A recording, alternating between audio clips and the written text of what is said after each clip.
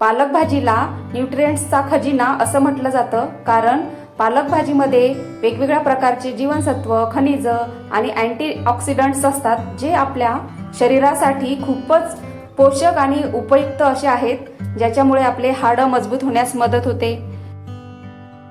तर आजची रेसिपी आहे चिकन पालकचं सूप. अशा थंडीच्या दिवसामध्ये हे चिकन पालकचं सूप प्यायला अतिशय टेस्टी लागतं. चला ह्याची रेसिपी मी तुम्हाला सांगते. त्यासाठी मी इथे बारीक चिरलेला पालक घेतलेला आहे, चिकन घेतलेलं आहे स्वच्छ धुवून, काही खडे मसाले घेतले. सुरुवातीला एक पेस्ट बनवून घ्यायची.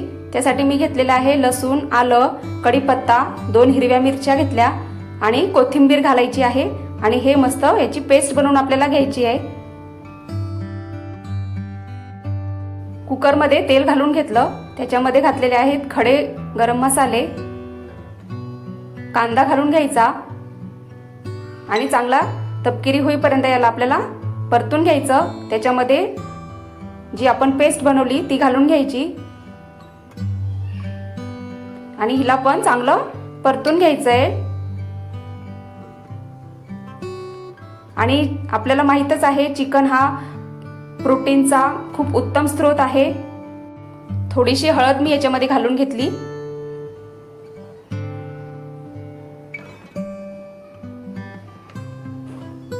आता चिकन घालून घेतलं आणि ते पण मस्त परतून घ्यायचंय आपल्याला.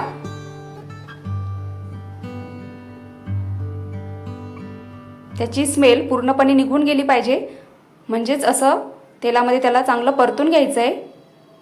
हे बघा, चवीनुसार आपल्याला मीठ घालून घ्यायचं.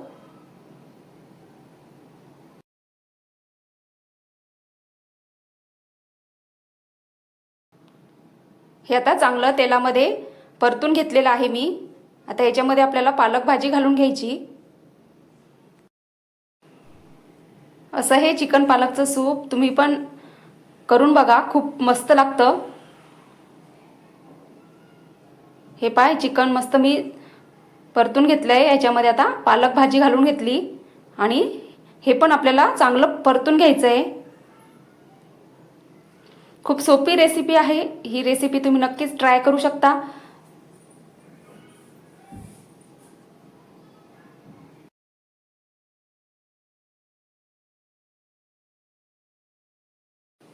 अगदी खमंग मी हे परतून घेतलेलं आहे.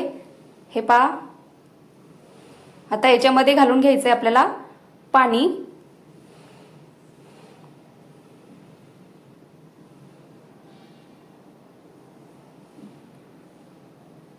आणि कुकरला 4 ते 5 शिट्ट्या करून घ्यायच्या आहे.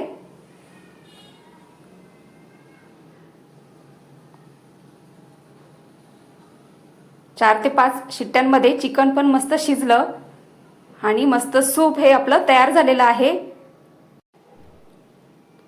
अशा या थंडीच्या दिवसांमध्ये गरमागरम पालक चिकनचं सूप जर मुलांना दिलं तर ते अतिशयच उपयुक्त आहे. आणि सर्दी खोकला झाले असेल तर मस्त हे सूप पिल्याने छान गरमी येते आणि प्यायला तर एवढं टेस्टी लागतं. किंवा लहान मुलांना हे तुम्ही भाताबरोबर सुद्धा खायला देऊ शकता. आजची रेसिपी तुम्हाला कशी वाटली हे मला कमेंट करून नक्की सांगा.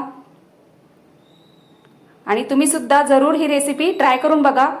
खूप मस्त हे सूप तयार होतं आणि खूप हेल्दी पण आहे. भेटूया आपण नवीन रेसिपीसह.